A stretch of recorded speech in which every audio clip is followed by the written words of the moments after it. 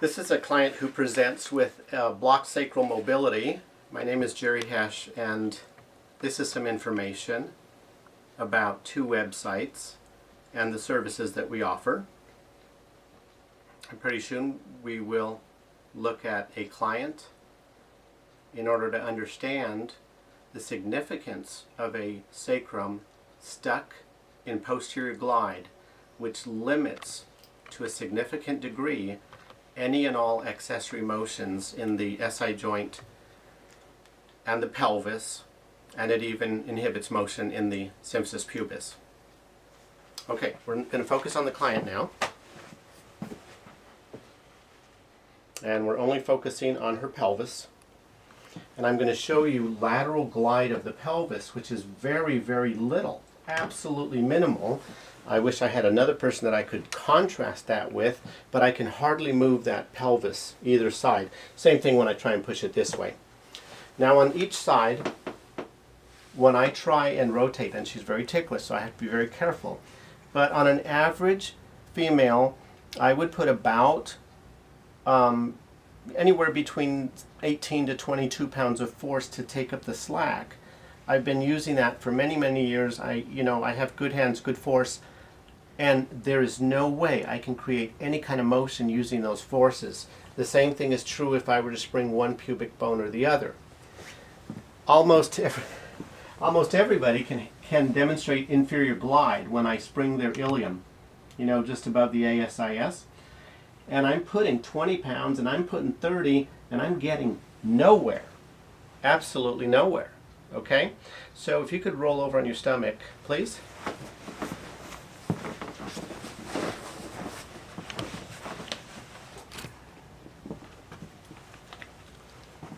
In essence, the sacrum between the two ilia has glided posteriorly, we believe through trauma, and wedged the ilia spreading posteriorly.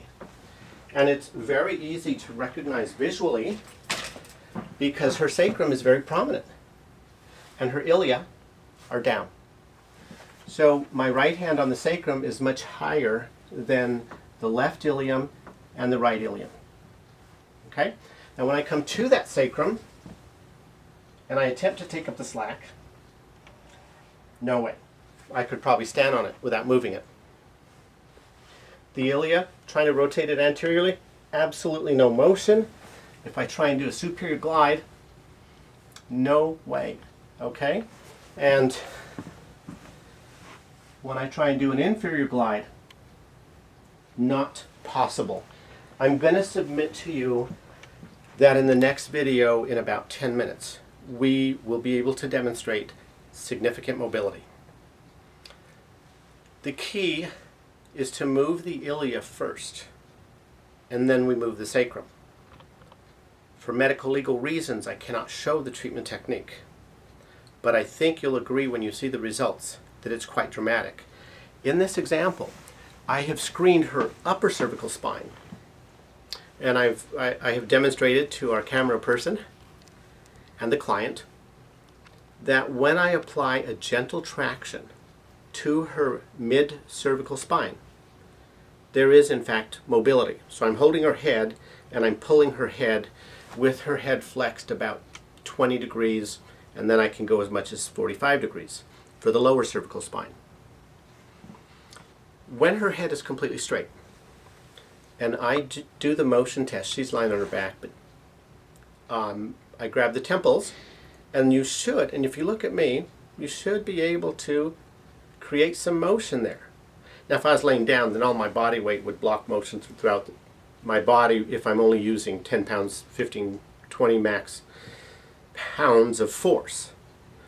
On her, when I come on the temples to isolate the upper cervical spine, and those vertebrae are right under the pinna of the ear, whereas the rest of the facet joints are a little more posterior.